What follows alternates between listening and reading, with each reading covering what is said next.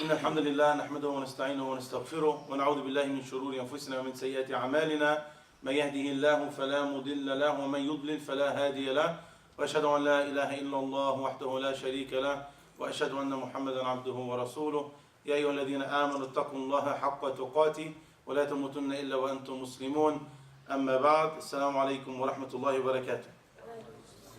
We continue on with the series, The Major Sins by Imam al-Dhahabi, and we've spoken about already the Shahada, and we spoke about the ones who leave after prayer. Now, inshallah Azza wa today, we'll go through the other three pillars of Islam in not much detail, in brief, and we'll talk about certain points regarding it and certain important points relevant to us today and our reality. Firstly, understanding the 5 pillars of Islam. Is a pillar of something in its complete sense? Meaning, if I say this is the pillar of the house, does that mean it's the entire house? No. It could be the pillars of a house and it's got bricks and it's got glass and it's got windows and it's got tiles and it's got a bathroom, etc.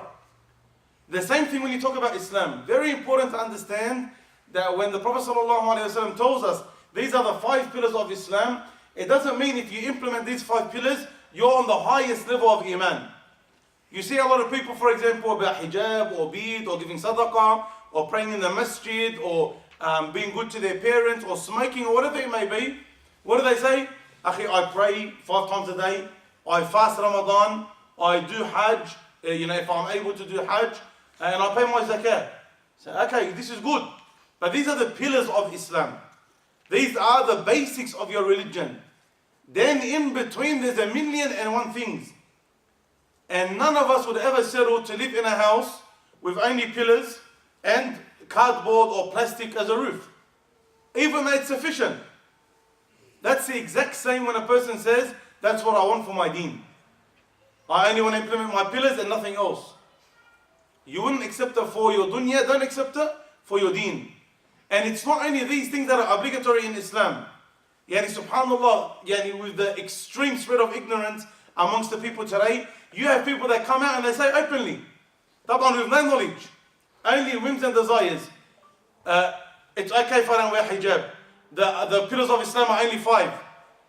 The pillars of Islam are only 5. Does that mean I can be bad to my parents? Does that mean I can take drugs? Does that mean I can sell alcohol? They'll say, of course not. Don't limit Islam to these 5 pillars.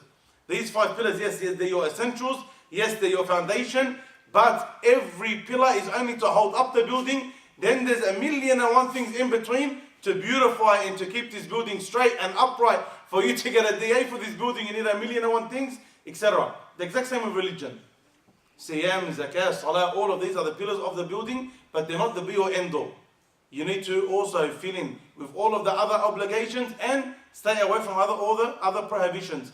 And the man who came to the Prophet ﷺ said, Ya Rasulullah, if I pray my 5 daily prayers and I fast the month of Ramadan, وَأُحِلُّ الْحَلَالُ وَأُحَرِّمُ الْحَرَامُ, I make the halal halal and I make the haram haram. What did Imam Nawawi say about that? Meaning he only does the halal and he stays away from the haram. Will I enter Jannah? What did the Prophet ﷺ say? Yes. But it's not only that you implement the 5 things and you go to Jannah. No, you implement the 5 pillars of Islam, and anything else that's an obligation, you implement it, and anything else that's haram, you stay away from it. That's the bare minimum, and Allah Azza wa Jalla has promised you Jannah if you fulfill that. Every obligation and every sin you stay away from, then you'll get to Jannah, because that's the promise of Allah Azza wa Jalla. But a person should understand that the pillars of Islam are not the be-all, end-all. They're the 5th major sin which we'll speak about. Not paying zakat. Not paying zakat. Allah Azza wa says, وَلَا يَحْسَبَنَّ الَّذِينَ يَبْخَلُونَ بِمَا آتَاهُمُ اللَّهُ مِنْ فَضْلِهِ هُوَ خَيْرٌ لَهُمْ بَلْ هُوَ شَرٌّ لَهُمْ سَيُطَوَّقُونَ مَا بَخِلُوا بِهِ يَوْمَ الْقِيَامَةِ. Let not the ones, Allah says, let not the ones who do not give their zakat, who withhold their zakat, who hoard their zakat, don't let them think that it's good for them. Allah Azza wa Jal is now attacking your psychology. Why doesn't a person give wealth? Why? What's the main reason a person doesn't give wealth? Is what? Say louder. Attached, okay? He doesn't want to give it because he thinks it's good for him, correct? If he thought that paying it was better, he would have given it. But he thinks that it's better to keep it. He's more attached, he'll buy more things, he'll have more money, etc. So he thinks that it's good for him. So what does Allah Azza wa Jalla immediately say? Don't think that it's good for you. Straight away off the bat. Don't think that it's good for you. Rather, it's bad for you. This is for the one who believes in the Quran. Rather, it's bad for you. It's going to be a collar on them on the day of judgment. Yani the person who doesn't give zakah, the obligatory wealth that he has to give in charity, what will happen to his zakah on the day of judgment? It will be made like a collar on that person. You said attached. If you want to attach an animal to something, what do? You want to hold on to an animal. What do? Put a collar around it and a leash, correct? He was that attached in this world that he gets treated like an animal in the hereafter. You were attached to it in this world, yalla, be attached to it in the hereafter as well. And on that day, what will you do when you first put a collar on a dog? What does the dog try and do straight away? Tries to get it off. Tries to rip it off, tries to bite it. You think the person's going to enjoy keeping the collar on the day of judgment? Of course not. But does he have a choice? No. Because the day of judgment, you don't have any choice in what you do. There's nothing that you can do. You're overpowered. In this world, Allah's given you the ability. You want to give or you don't give. Up to you. But the consequences, the day of judgment, there's no more choice. There is only the decree of Allah Azza wa Jal, and every other decree means absolutely nothing. Allah Azza wa Jal in another verse says, وَوَيْلٌ لِلْمُشْرِكِينَ الَّذِينَ لَا يُؤْتُونَ الزَّكَاةَ. Woe be to the who? The mushrikeen. Those who do not give the zakah. Many of the ulama, not many, some of the ulama, from the companions of the Prophet ﷺ and those who came after, said that if a person purposely, intentionally leaves any pillar of Islam on purpose, then this person is a non-Muslim. If he purposely leaves any pillar of Islam, then he's a non-Muslim. Even though this may be in the Sharia a weaker opinion, but it's something scary. From the companions all the way until today, some of the ulama said, because if there's a pillar and you remove a pillar, the building collapses. The same thing with your Islam. And then they bring verses like these. That Allah called them what? Did Allah call them sinners? No. He called them mushrikeen. Why didn't you pay your zakah? Was your love of the money more than your love of Allah Azza wa Jal? Was your fear of being poor more than the fear of Allah Azza wa Jal? So you've put your emotions as a deity higher than Allah Azza wa Jal in your life. And this is extremely dangerous. The bare minimum, if it doesn't take you outside of the fold of Islam, then the bare minimum is that you are committing a major sin. Another verse, Allah Azza wa Jal says, وَالَّذِينَ يَكْنِزُونَ الذَّهَبَ وَالْفِضَّةَ وَلَا يُنْفِقُونَها فِي سَبِيلِ اللَّهِ فَبَشِّرْهُمْ بِعَذَابٍ أَلِيمٍ. Those who hoard their gold and their silver, that was the currency used at the time of the Prophet ﷺ, a dirham or dinar. As for today, dollars or pounds or whatever it may be. Those who withhold and store their wealth and they don't give it for the sake of Allah Azza wa Jal, meaning the obligatory zakah. Allah says about them, يَوْمَ يُحْمَ عَلَيْهِمْ فِي نَارِ جَهَنَّمْ فَتُكْوَى بِهَا جِبَاهُهُمْ وَجُنُوبُهُمْ وَظُهُورُهُمْ هَذَا مَا كَنَزْتُمْ لِأَنفُسِكُمْ فَذُوقُوا مَا كُنْتُمْ تَكْنِزُونَ. On that day, their wealth that they used to store will be heated up. And then they will be branded with it, their foreheads, their sides, and their backs. Their foreheads, their sides, and their backs will be burnt with the zakat that they used to withhold. What's one of the main things a person loves to do with his wealth? Ensure that his life is the best.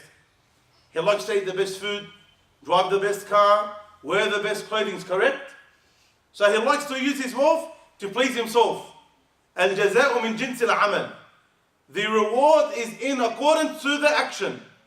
You used to use this wealth, not give it for the sake of Allah. So you can enjoy it in this world, so you can taste the goodness and the sweetness of this world. You're going to taste via that wealth the punishment in the hereafter. Where a person, his wealth that he used to use to live in luxury in this world and not give zakat, will be turned into a punishment, and he will have to taste the punishment with the exact wealth that he refused to give in this world. Any Muslim, any believer when he hears just these 3 verses, can anyone who has a bit of iman honestly comprehend not to give their zakah? Anyone who truly believes in the hereafter, truly believes in Allah, truly believes in Jahannam, and he knows this is the reality because it's in the Quran. It's not a weak hadith, it's in the Quran. He knows this will happen. How does a person who truly believes not give his zakah, knowing full well that that's going to be his punishment? This is what led some of the ulama to say he's a non-Muslim. Because it's yaqeen that you're going to be punished. It's certainty you're going to be punished if you're a believer. If you're a disbeliever, you don't believe in the ayat of Allah, that's a different story. And that's why they put this condition. You leave a pillar of Islam on purpose, then you've left Islam in totality. May Allah Azza wa Jal save us from such humiliation. The Prophet ﷺ said in a hadith, أول ثلاثة يدخلون النار, the first 3 that will enter the hellfire, أمير المصلت وذو ثروة من مال لا يؤدي حق الله تعالى من ماله وفقير فخور. The three people will be the first, or one of the first, to be thrown into the hellfire. A leader who is extremely oppressive with his people, and a man who had wealth and was able to give zakah, but he did not give the haqq of Allah. He did not give the right of Allah. And again, we'll look at these particular terms. And a poor man who has a lot of arrogance and pride. These are things, why these specific 3? Because these deeds are hard for a person to be. Yani if you've already got power and authority in the land, why do you need to be extremely oppressive of the people? You're already a king or a ruler, why do you need to be oppressive to your people? They're already going to listen and obey you. The second, the one who's got wealth. You've got wealth. You've got money. What is 2.5% of your wealth going to do to your wealth? Yani if you have $1,000, how much is the zakat on it? What's 2.5% of 1,000? $25. $25. Yani you can barely take your wife out for lunch or for dinner or for breakfast for $25. For one day, one meal. And a person will go to the hellfire because he refused to give 2.5% of his wealth in relation to gold, silver and currency that he has. Wallahi, it's stupidity. And so the one who has this wealth, he needs to give the right of who? Haqq man? Haqqullah. The right of Allah. Allah's the one who gave you this wealth. And for 97.5% of it, he said, spend it as you wish, as long as it's halal. And we encourage you to give sadaqah. But this 2.5, yani out of your 100, 97.5 is for you. But this 2.5%, ensure to spend it in obligatory charity, and in zakah. And still people refuse. And because of that reason, because you denied the right of Allah Azza wa Jal, which something which wallahi is so simple, you will be, waliyadu billah, punished in the hereafter if Allah Azza wa Jal chooses not to forgive and have mercy upon you. From amongst the things which the companions of the Prophet ﷺ spoke about, some of them in particular Ibn Abbas radiallahu anhu, that a person, when they're teaching, that a person who doesn't give zakah or doesn't go to Hajj and he's able, he's a non-Muslim. So one of the men that was sitting in the gathering of Ibn Abbas radiallahu anhu, he said, Ittaqillah ya Ibn Abbas. Fear Allah, Ibn Abbas. And Ibn Abbas is who? One of the small companions in knowledge or one of the big companions in knowledge? One of the big companions in knowledge. The main mufassir of the Quran. Allahumma alimhu ta'wil wa faqihu fi din. Oh Allah, give him the understanding of the Quran and an understanding of the religion. So what did he use as a means to justify what he's saying? Because he's telling the people, al-raj'a, when a person at the time of death, some people will ask Allah to come back to life. And he's saying the one who doesn't give zakah is like this, and he's a non-Muslim. And then when the man said, fear Allah, he said, I'll give you my proof. Does not Allah Azza wa Jalla say, وَأَنْفِقُوا مِمَّا رَزَقْنَاكُمْ مِنْ قَبْلِ أَنْ يَأْتِيَ أَحَدُكُمُ الْمَوْتِ فَيَقُولَ رَبِّ لَوْلَا أَخَّرْتَنِي إِلَى أَجْلٍ قَرِيبٍ فَأَصَّدَّقْ. Sahih? Allah Azza wa Jalla says, then give out of your wealth before a day comes and the angels will take your soul. And what will the person say? My Lord, send me back so that I may do good. فَأَصَّدَّقْ. What's the first thing that they wanted to do? They wanted to give sadaqah. What is sadaqah? The obligatory sadaqah or the voluntary sadaqah? The obligatory sadaqah, which is the zakat. This is the first thing they wanted to do. And who's saying this in the ayah? Is non-Muslim or non-Muslim? Non-Muslim. So this was one of the proofs that they used. And so this a person needs to understand that the matter is not to be taken lightly. Zakah is not your right, it is the right of others. And so when you do not give this zakah, you are not only oppressing yourself by sinning, but you are oppressing your Muslim brothers and sisters who are deserving of this zakah. And so the matter is not a matter which is trivial, but the matter is great. And how much times a person complains about, look at the Muslim rulers, why aren't they doing anything? Man, look at us, our Muslims in Sydney. Alhamdulillah, many are doing a lot, wallahi. But some, and we'll speak about at the end of the chapter, some wallahi that owe millions in zakat, and we know them personally, and they do not give in zakat. Why are we looking far at the Muslim rulers? Tayyib, you can't change them. Then what about yourself? No matter how much we talk about the Muslim rulers, it's not going to change anything. Haram, the mufti of, or the highest judge in Jordan, said one thing on the minbar, straight away they kicked him out. And he's the highest judge in Jordan. So what do you want us to do here? Speak about the Muslim rulers on the minbar? What's it going to benefit? But the Muslims here, wallahi, some of them, we know them, they owe millions in zakat. And who's responsible for them? Themselves. And who can help so many poor Muslims? Themselves. But they are the ones who refuse to. Another hadith from the Prophet ﷺ, that's where he says, Khamsun bi khams, 5 things will happen due to 5 things. The last thing he mentioned, وَلَا مَنَعُوا الزَّكَاةَ إِلَّا حُبِسَ عَنْهُمُ الْقَطَرِ. If a people don't give zakah, then the rain will be withheld from them. And some of the ulama said this hadith is acceptable. And if there's no rain, it means there's no vegetation, there's no rizq, there's no barakah in the people's lives. And isn't that prevalent in a lot of the Muslim countries today? Unfortunately, yes. Unfortunately, yes. Some rules regarding zakah. Firstly, if a person has gold or silver or currency and it's over the nisab and they've had it for more than 1 year, then they have to pay 2.5% of all of their wealth. Of all of their wealth. If a person has cattle or livestock or they have crops, this zakat is different and it's given differently. But if a woman has jewelry, that woman needs to pay zakat on her jewelry. There is a difference of opinion, yes, but Allahu A'lam, the most correct opinion is that a woman needs to pay zakat on all of her jewelry. Or the ones that she wears and the one that she doesn't wear. If a person has loaned money to someone, let's say you have $100,000, you lent $10,000 to someone else, and you're expecting to get that money back, inshallah, you also have to pay zakat on that wealth.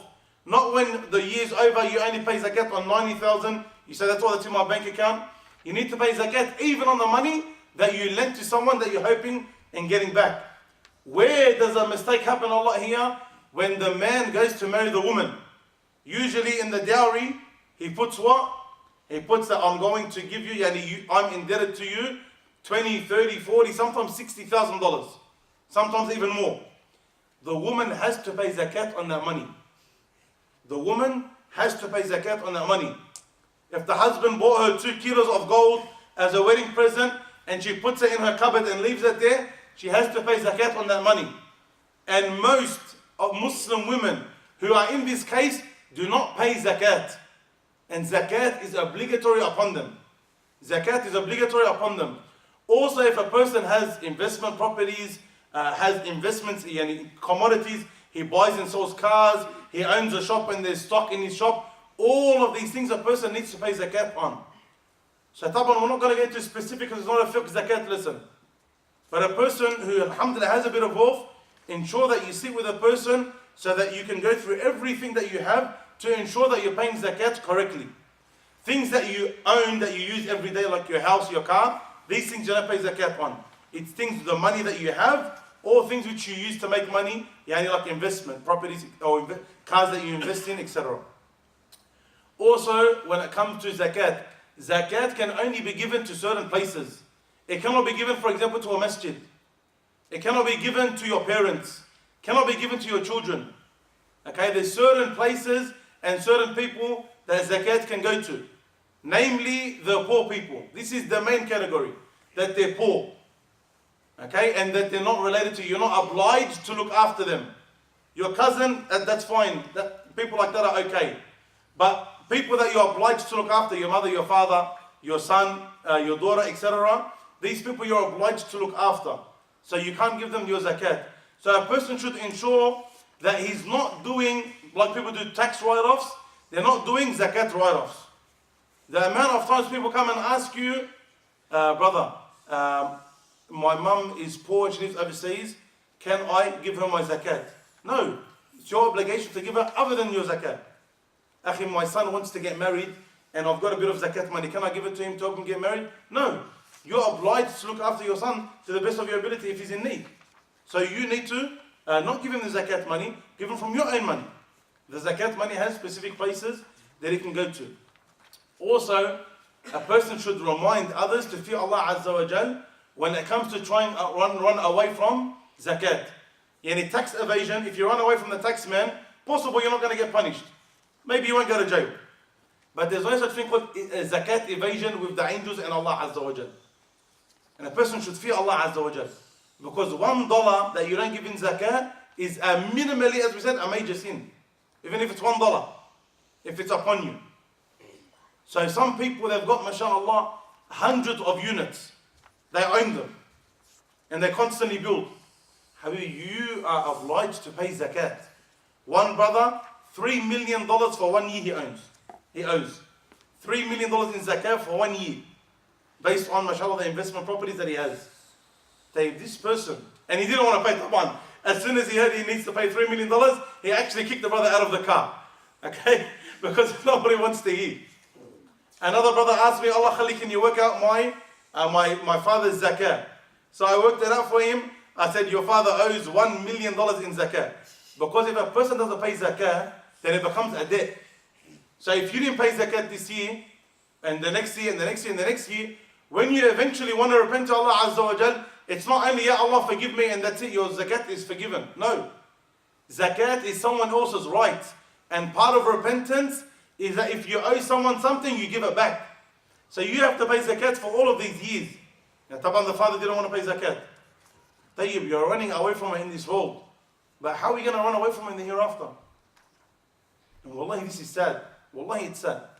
The father will spend $1 million on cars for himself, but he won't give $1 million for the sake of Allah Azza wa Jal, not in sadaqah, a supererogatory charity, but in zakah, obligatory charity.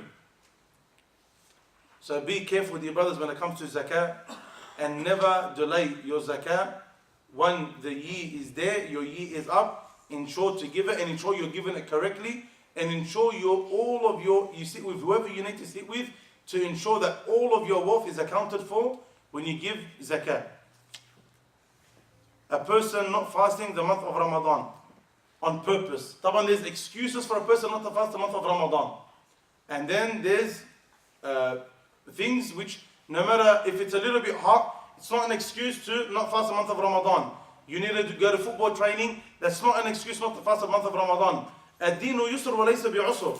The deen is easy and not hard. So Allah Azza wa Jal has given those who have a proper excuse that they do not need to fast.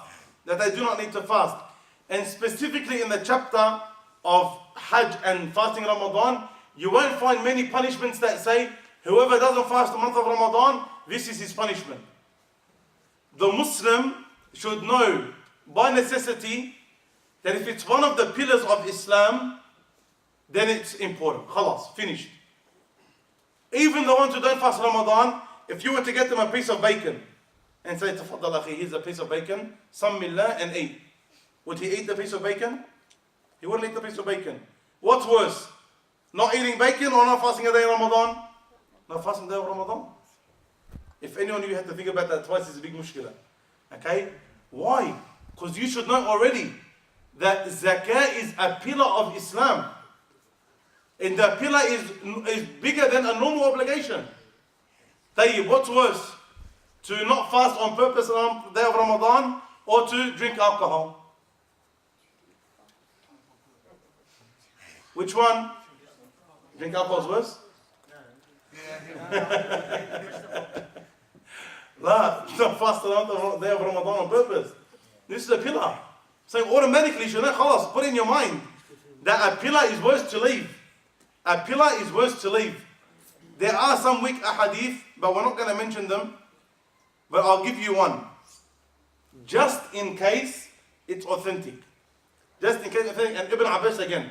Okay, so these opinions are very common from Ibn Abbas. He says, حر الإسلام وقواعد الدين ثلاثة. The foundation of the religion are three things. شهادة أن لا إله إلا الله, to testify that there is no deity worthy of worship except Allah. والصلاة وصوم رمضان, and praying and to fast the month of Ramadan. فمن ترك واحدة منهن فهو كافر.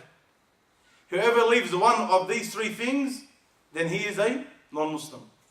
And you find, and the Shaykh, mashallah, Hafidh al-Quran, Allah Yazir wa Barik, he's here. You'll find always in the Quran, أقاموا الصلاة وآتوا الزكاة. Always. Salah is there, linked with zakat. They believed, they prayed, they gave zakat. They repented, they believed, they prayed, they gave zakat. Always. Except طبعا in certain places where it's not there for a specific reason. But generally speaking, zakat and salah are always together. So you even if you were to say, technically, maybe this statement from Ibn Abbas, the chain of narration to it is weak. But these are known opinions from Ibn Abbas or anhuma. So a person should fear that a person might be putting himself into a position where he's a non-Muslim. And again, it's not simply the fact that you don't give money. It's what led you to not give money. This is the question. What led you to not give money? Is it that you love other than Allah more than Allah? Or that you fear something more than Allah? Or that you prioritize something over Allah Azza wa Jal? Etc. So a person should ensure that he's fasting the month of Ramadan. And anyone who has days, ensure that you fast those days. And especially for the sisters, if you missed obligatory days, and this taban gets asked a lot. If I have days to make up, can I fast my 6 days of Shawwal and then fast my obligatory days later? Many of the ulama, taban, there is difference of opinion, and we're not strict in it. But many of the ulama said the obligatory days are more worthy of being made up than your supererogatory days. Yani how if you have 5, 6, 7 obligatory days to make up, you even think about fasting a sunnah. And what's greater indeed? Obligatory or sunnah? Sunnah. Huh? No. Fard. Okay, so yeah, sunnah. No. Okay, fard. So if a person, they want to do good deeds and they want the reward, then what should you go after? The fard. But this is one problem that we have, where we put so much sentimental value on the sunnah that we forget the importance and the greatness of the obligations. And you see this sometimes even in a person's dress, or in the way a person comes to the masjid, or the way a person eats. One brother, do you know the way the Prophet used to eat watermelon? I'm not going to hear him. Allahu Akbar. You're telling me how the Prophet used to eat watermelon and you do not know how to say Al-Fatiha. Wallah al-Azim. Where are your priorities? This is the way the Prophet used to wear his shoes. Put your left foot this way and then you put your right. Now, Allah, I'm looking at this person. There's a good chance your salah is not accepted. And you're worried about how the Prophet used to put on his shoes? This is all good to learn. It's all part of the sunnah of the Prophet ﷺ. Whether you do it as an act of worship or you do it to get rewarded for imitating the Prophet ﷺ. But in saying that, what's an obligation to learn? There are things which you need to know in order for your religion to be upright. The salah is a pillar, the Fatiha is a pillar of the salah. It's a pillar. And if you don't do it, or you do it incorrectly, then your salah is not accepted. It's not accepted, it's not correct. So when you're so busy focusing on certain issues, they might be good and rewarding, but a person needs to ensure that he's putting his priorities where they're deserved. And the obligatory matters are always more important than the supererogatory matters. And so for the sisters that have days to make up for Ramadan, don't even think about fasting your sunnah days. Ensure to get the obligation out of the way. And as we mentioned, if you're doing it to please Allah and you want a reward, then it's more rewarding to fast the obligatory days than it is to fast the supererogatory days. The seventh major sin, a person not going to Hajj when it's an obligation. What does a person need in order to go to Hajj? He needs to be able to go financially and physically. And for a woman, Allahu A'lam, the most correct opinion, that she also needs a mahram. So for the man, if you're financially able and you're physically able to go, then you must go to Hajj. Then you must go. There's no saying, Wallah, when I get better, when I repent to Allah Azza wa Jal, when I become 55 and I'm about to die and I get scared, I'll go to Hajj. None of this.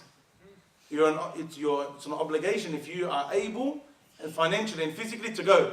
And if a woman is financially and physically able to go, then she has a mahram, then also she goes. But if she doesn't have a mahram, then inshallah Azza wa Jal, she's excused. We all know, وَلِلَّهِ عَلَى النَّاسِ حَجُّ الْبَيْتِ مَنِ اسْتَطَاعَ إِلَيْهِ سَبِيلًا.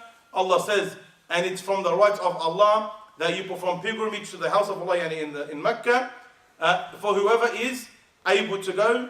And we know the Prophet ﷺ told us that it's one of the 5 pillars of Islam. So we know obviously how important it is. But a hadith, and it's many of the ulama, or most of the ulama said it's weak.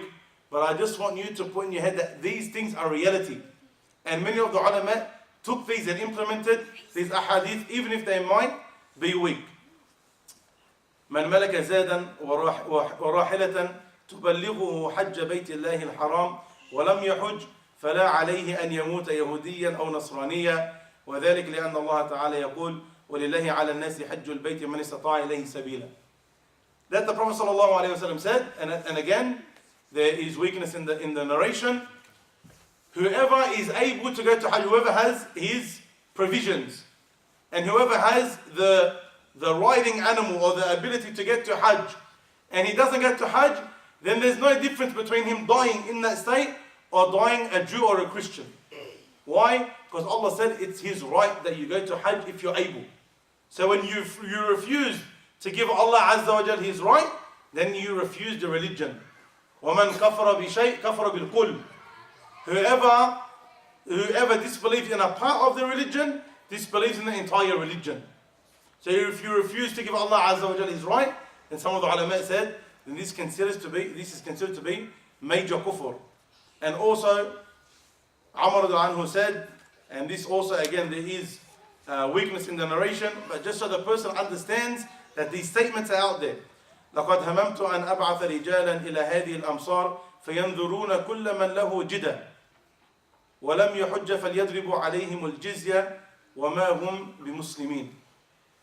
Umar says, I was thinking about sending men to the lands, to the land of the Muslims, and whoever has the ability, and al-jida means the camels, they have the ability to go to Hajj, and they don't, then I'm going to make them pay the jizya. Who pays the jizya? The Muslims or the non-Muslims? The non-Muslims.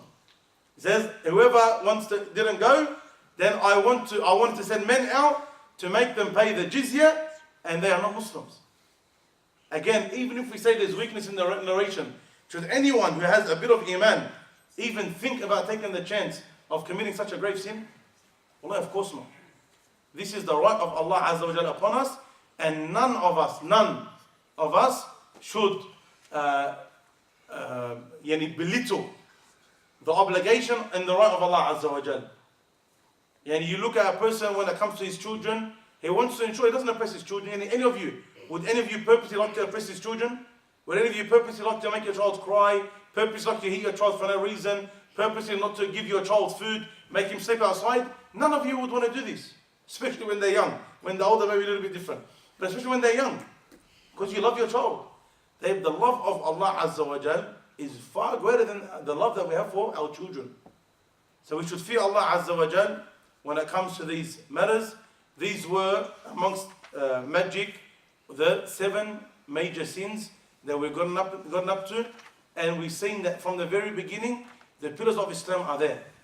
So ensure, dear brothers, that a person, no one belittles the obligation of the 5 pillars of Islam, and that everyone knows and understands and comprehends that the 5 pillars of Islam are your base, are your foundation, are your pillars as it's mentioned.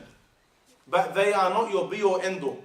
And just because this is a frequently asked question, does the husband have to pay for the wife to go to Hajj? The answer is no. It is not an obligation, unless they agreed in the marriage, like part of her mahar is that he pays for her to go to Hajj. It is not an obligation for the man to pay for the wife to go to Hajj. If he does this, then khayr wa barakah, and he gets hasanat, and he gets the reward, and this is a great charity, etc., etc., etc. But is it an obligation? Then no. We just mentioned this because it's frequently asked.